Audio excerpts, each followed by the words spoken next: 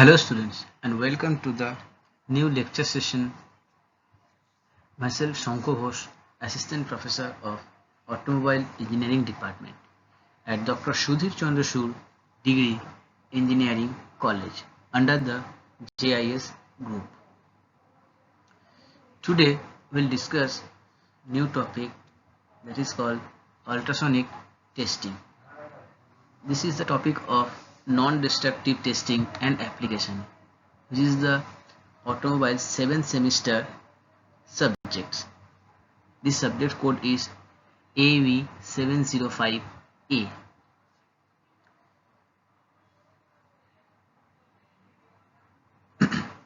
So, today we discuss the ultrasonic testing. Here, the objective of today's class is to understand about the ultrasonic testing, to understand the basic property of different sound beam. We discuss various behavior of the ultrasonic waves, and the outcomes should be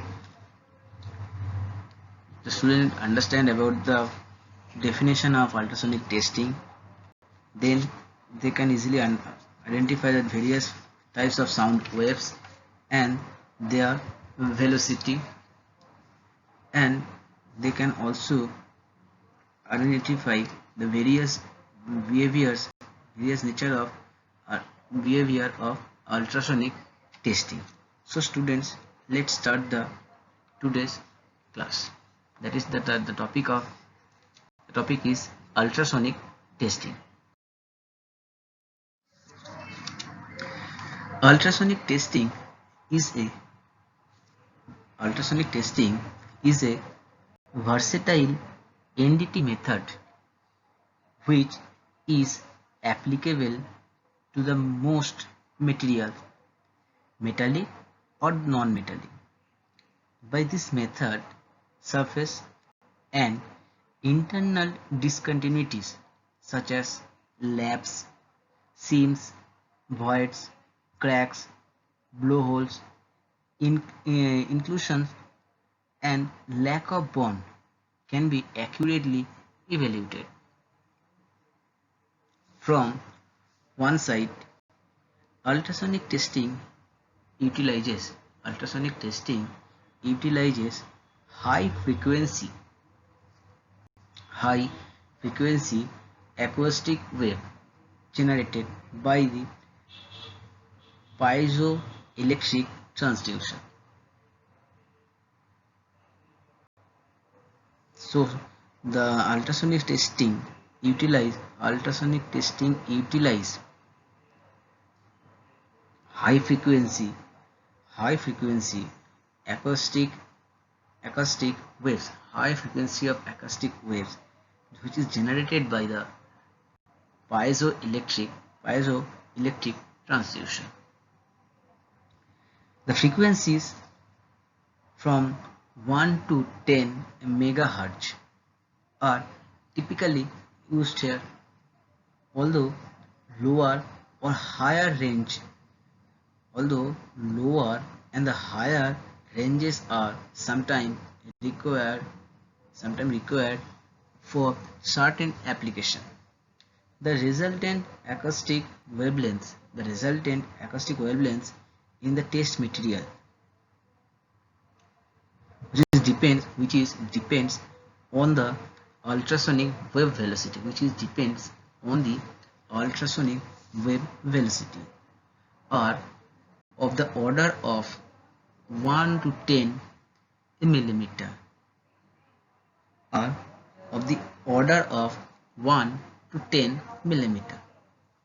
A highly directional sound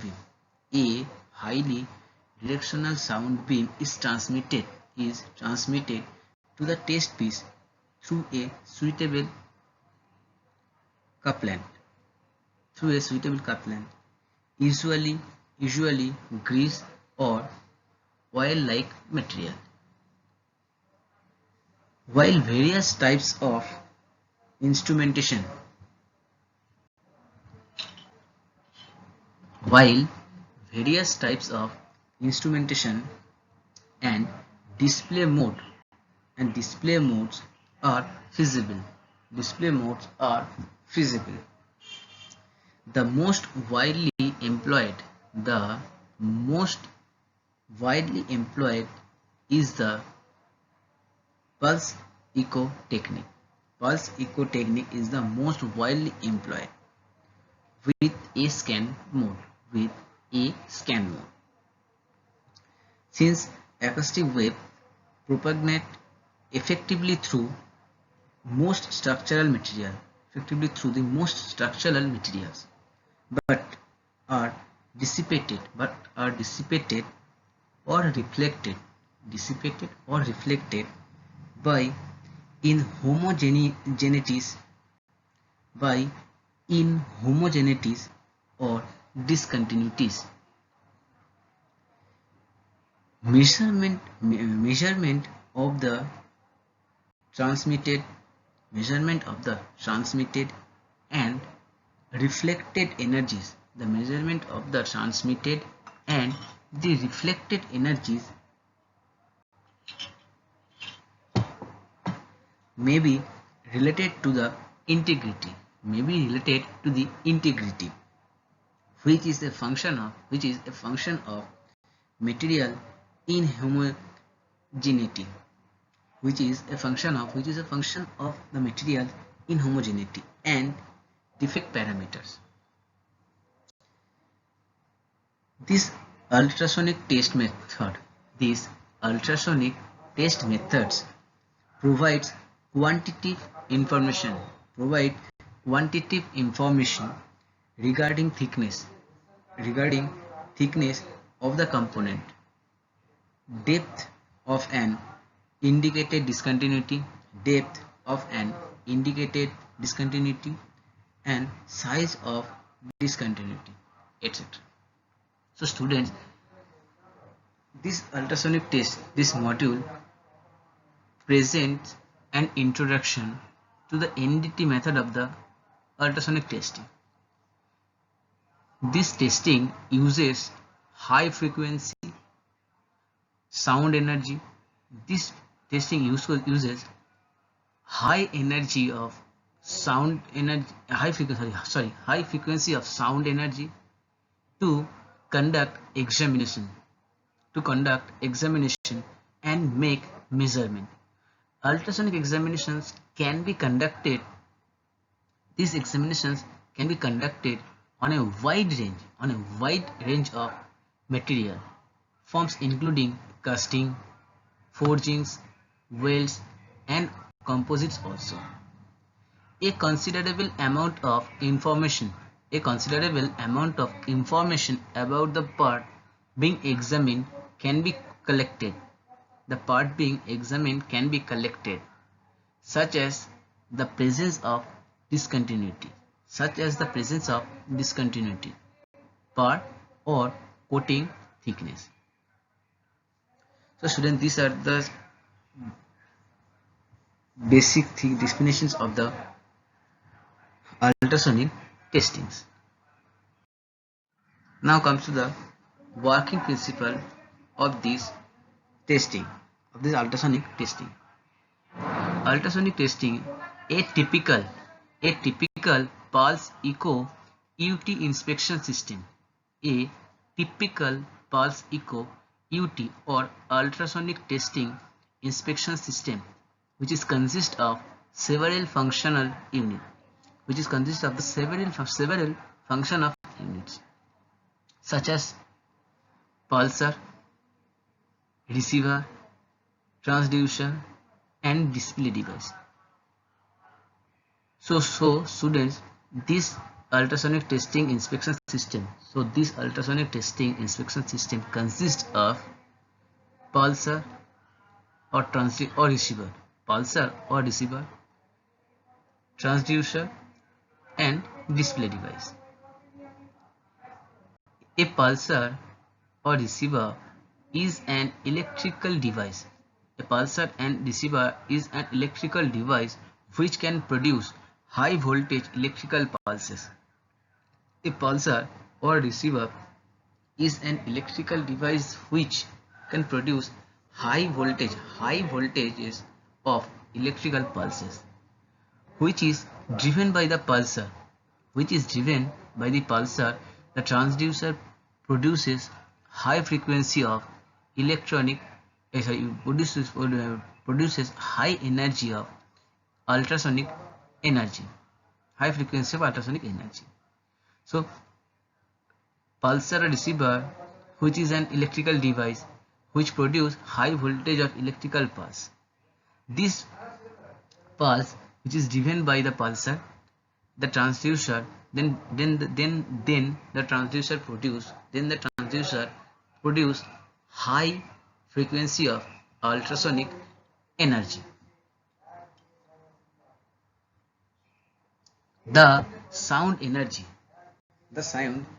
then is introduced. Then the sound energy is introduced and propagates through the materials in the form of waves. Then there is an discontinuity in the wave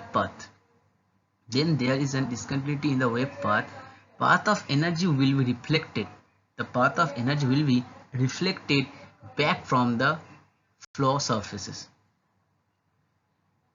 The reflected wave signal is transformed into the electrical signal by the transducer and explained on the screen. Knowing the velocity of the signal, information about the reflector location, size, orientation and other features can be gained. So students, for this ultrasonic testing inspection system, which is pulse echo testing, which is consist of pulsar or receiver, transducer and the display. So first, pulsar or receiver is an electrical device which produce high voltage of electrical pulse. Then this pulse is driven by the pulsar to the transducer. Then transducer produces high frequency of the ultrasonic energy. This ultrasonic energy is introduced. Ultrasonic energy or the sound energy is introduced and propagated through the material in form of the waves,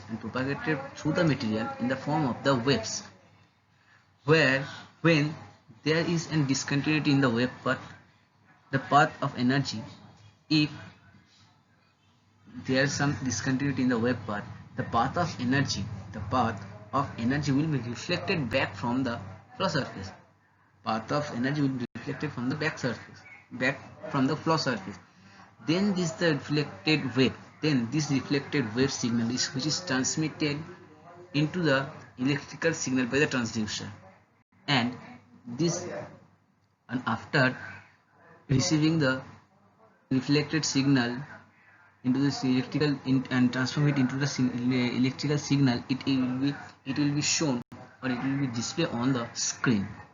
As we knowing the velocity of the signal and the information about the locator location signal, we will inform about the reflector's location, size, orientation and other features can be gained. So students, these are the working principle of the ultrasonic testing.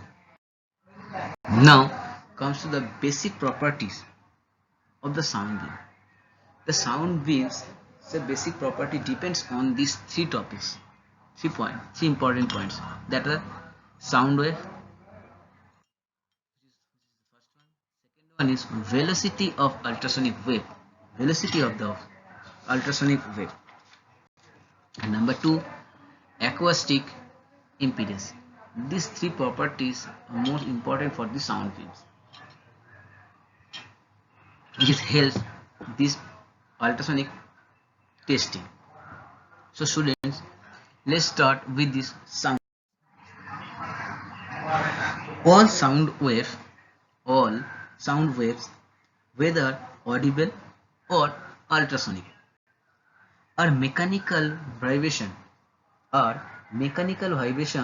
involving movement of the medium, mechanical vibration involving movement of the medium in which they are traveling.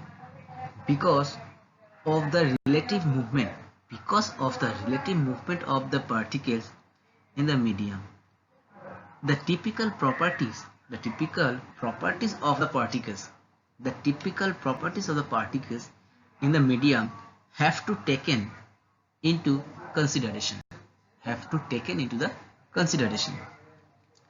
A sound wave may be transmitted through any material which behaves in an elastic manner. The ultrasonic waves are basically classified on the basis of mode of vibration of the particle on the of the medium with respect to the direction of propagation of the waves. So ultrasonic waves are classified sound wave are classified on the basis of mode of vibration of the particle of the medium with respect to the direction of propagation of the wave, namely longitudinal waves. This first one, second one is transverse wave, and third one is surface wave. So students, let's start with the longitudinal.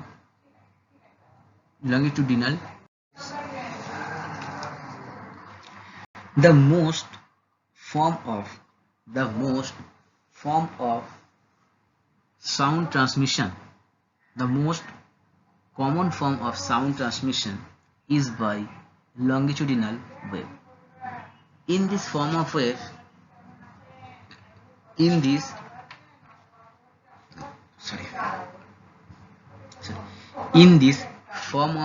mode, the oscillations occur in the longitudinal direction. The oscillation occurs in the longitudinal direction. Since compressional and dilational force are active in it. Since compressional and dilational forces are active in it. It is also called compressional or dilational or the pressure wave. In this type of ultrasonic wave, alternate compression and rarefaction zone,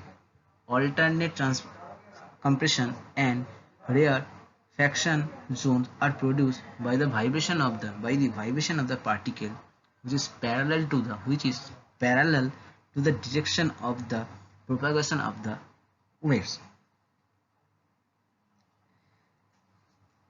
As you can see in this picture,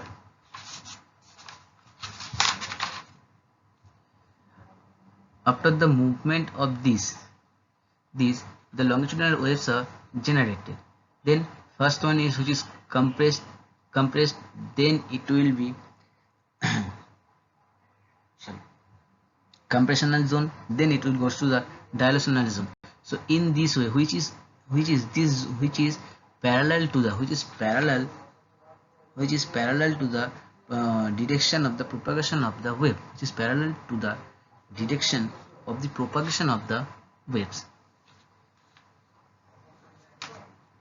because of its easy generation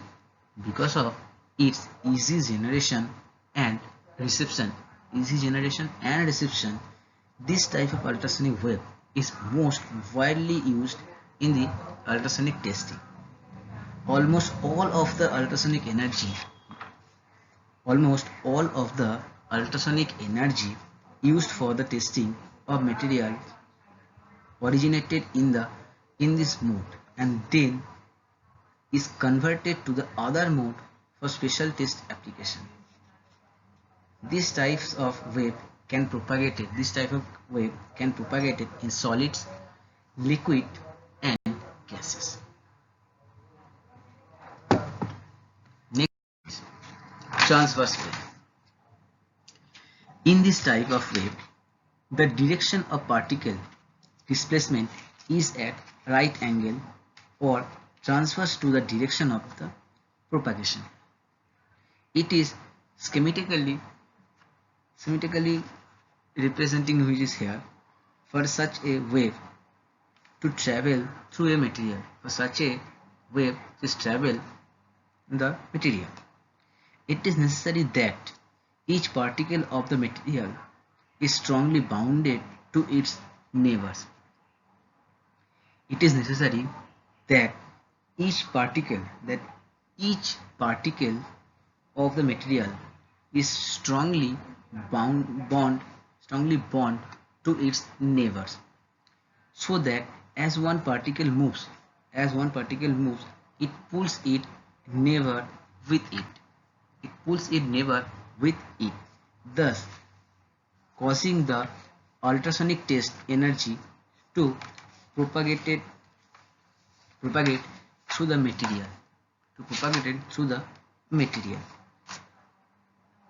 with a velocity which is about half that of the longitudinal velocity. So student, the velocity of the transverse wave is about half of the longitudinal wave or velocity wave. For all particle purposes, transverse wave can only propagate in solids. For all particle purpose, transverse wave can only propagate in solids. This is because the distance between molecules or atoms, because the distance between the molecules or the atom, that is the mean free path, is so large in liquid and gases that the attraction between them is not sufficient to allow one of them to move the other more than a fraction of its own movement, and so the waves are rapidly attenuated. Transmission of these waves through a material can be easily illustrated by the motion of rope as it's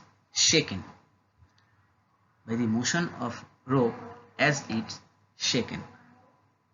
Each particle in the rope moves only up and down, yet the wave moves along the rope from the excitation point. So students, this is the transverse wave. Next is surface wave. Surface waves were first described by Lord Rayleigh.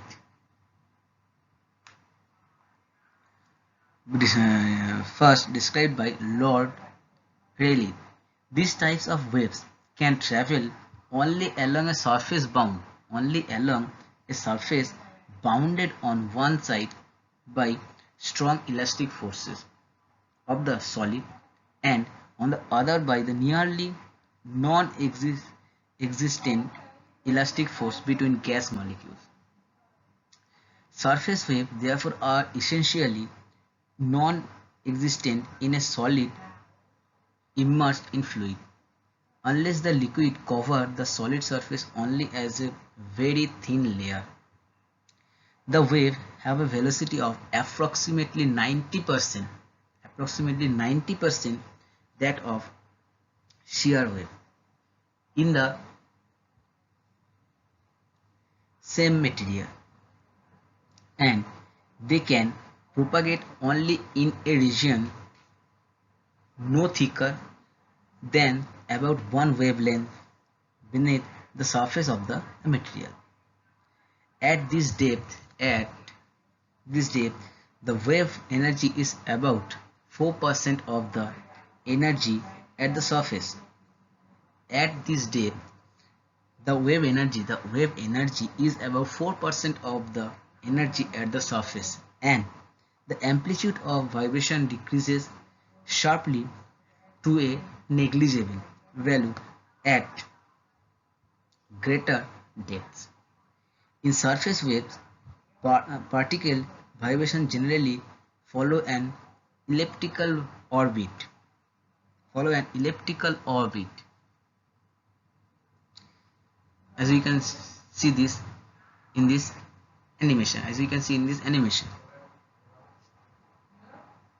Surface waves are not useful for testing purpose because the attenuation they suffer for a given material which is lower than that for an equivalent shear or longitudinal waves. However, they can be bent around corners and thus be used for testing complicated shapes. Only surface or near surface cracks or defects can be detected. Surface waves. So students, surface waves are not useful for testing purpose because the attenuation they suffer for a given material which is lower than that for an equivalent shear or longitudinal waves. However, they can bend around corners and thus be used for testing complicated shape.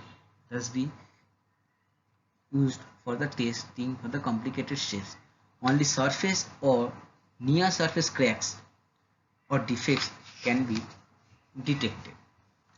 In a plate of thickness approximately equal to one wavelength, surface waves cannot exist and the ultrasonic energy travel in the form of plate or lamp wave. They occur in two different basic modes, such as symmetrical or dilational waves and asymmetrical or the bending waves. Unlike the longitudinal, shear and the surface wave, lamp wave velocity depends not only the material through which the wave is traveling but also the frequency, incident angle and the thickness. So these are the surface wave. Next is velocity of the ultrasonic wave. The velocity of sound wave in the material is determined by the relation of relations of v equals to f lambda. Where f is the frequency, f is the frequency, v is velocity and lambda is the wavelength. So these are the basic equation of the velocity of sound waves. The equation is valid for all kinds of the waves. For example, the most commonly used frequency of 2 MHz in the case of longitudinal wave in still corresponds to a wavelength of approximately 3 mm.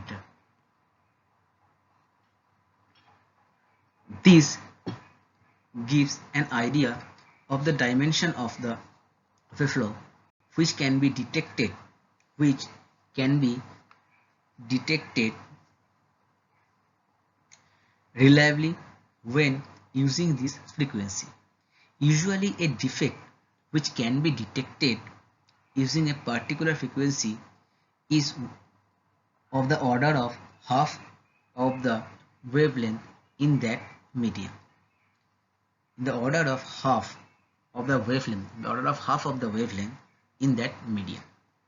So the velocity of propagated longitudinal,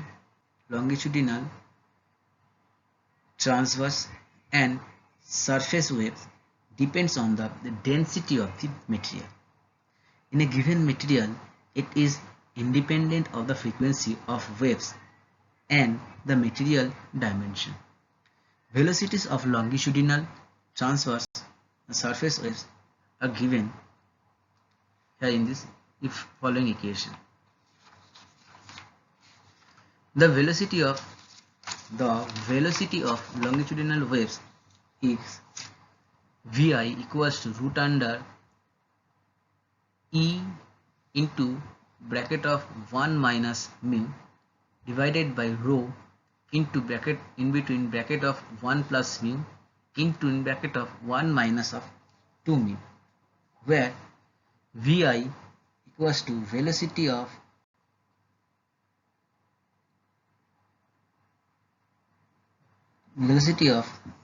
longitudinal wave, where Vi is the velocity of longitudinal wave Vi. Then E for Young modulus of the elasticity, mu means Poisson ratio, and rho is the density of the material. So students, this is the equation of the velocity of longitudinal wave. Now comes to the velocity of the transverse wave, that is Vi equals to root under E by rho into 2 into within bracket 1 plus mu. This equation equals to root under G by rho, where Vi is the velocity of the transverse wave, E is the Young modulus of elasticity, rho is the density of the material, mu is the Poisson ratio, and this equation equals to this equation where G means the modulus of the rigidity. So as you know, G equals to E to the power 2 into 1 plus mu equals to G. So we put G here in place of this portion. So student, this is the equation of the velocity of transverse wave. Next one is the velocity of the surface wave, that is Vi equals to 0.9 into Vt, where Vi is the velocity of the surface wave and Vt is the velocity of the transverse wave. So this is the equation of the velocity of the surface wave. So here these four equations are the velocity of the sound wave. First one is the velocity of sound waves, second equation is the velocity of longitudinal wave, third equation is the velocity of the transverse wave, and the fourth equation is the velocity of the surface waves. So these are the equation of the velocity of ultrasonic waves. Next one is acoustic impedance. The resistance offered to the propagation of an ultrasonic wave, offered to the propagation of an ultrasonic wave by a material is known as the acoustic impedance. This acoustic impedance is generally denoted by Z, and the equation of this acoustic impedance is Z equals to rho into V, where Rho is the density of the material and v is the sound velocity in the material. So this sound student, this is the equation of, so student, this is the equation of the acoustic impedance. Next is behavior of ultrasonic wave. Analysis of a wave in an extended substance is possible only theoretical, because in practice every substance terminates somewhere, that is, it has a boundary. At the boundary, the propagation of the wave is disturbed. If the material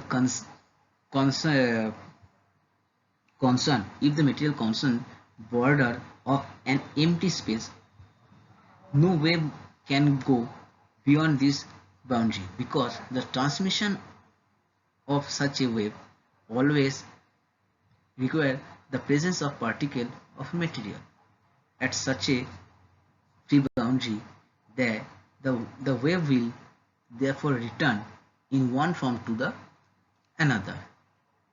If another material is behind the boundary and adheres to the first material so that the energy can be transmitted, the wave can be propagated in it, although usually in a more or less changed direction, instance and the more. So mind of these things, the behavior of ultrasonic waves are two types, that is reflection and transmission at the normal incidence, and second one is reflection and transmission at oblique incidence. So let's start with this reflection and transmission at normal incidence. When ultrasonic waves are incident at right angle to the boundary of two media of different acoustic impedance, then some of the energy is reflected and the balance is transmitted across the boundary. The amount of ultrasonic energy that is reflected or transmitted depends on the difference between the acoustic impedance of two media. The amount of ultrasonic energy which is reflected and transmitted can be computed from this following equation, where the amount of ultrasonic energy which is reflected, the equation is R equals to Z2 by Z1 whole square divided by Z2 by Z2 plus Z1 square, where R is the reflection coefficient, Z1 is the acoustic impedance of medium 1 and Z2 is the acoustic impedance of medium 2. The amount of ultrasonic energy which is transmitted, the equation is T equals to 4Z1 Z2 divided by Z2 plus Z1 square. Z2 by Z1 square, where T is the transmission coefficient, and number 3 is transmission coefficiency, that is T equals to 1 minus R. That means T plus R equals to 1. That means the summation of, so students here, the meaning of this given equation is that the summation of transmission coefficient and reflection coefficient always equals to, the summation of this equation coefficient is always equals to the 1. So students, these are the reflection and transmission at the normal incidence. Next is reflection and transmission at the oblique incidence. When a sound wave is incident upon a boundary between two media of different impedance at an angle other than the normal, reflection and refraction take places. The angle of reflection and refraction depend upon the relative velocity in the respective media. According to the Snell's law, according to the Snell's law determines the direction of the reflected and the refracted waves. The Snell's law describes the relationship in between the angle and the velocity of the waves. Snell's law equates the ratio of material velocity to the ratio of the sine of incident and refracted angle, which is shown in the following equation, that is sine alpha by sine beta equals to V1 by V2, where alpha is the angle of incidence, and beta is the angle of refraction, and V1 and V2 are the velocity of sound in the medium 1 and 2 respectively. So this is the reflection and transmission at oblique incidence. So students, in today's class we'll cover the definition of the ultrasonic testing, working principles, sound basic properties of the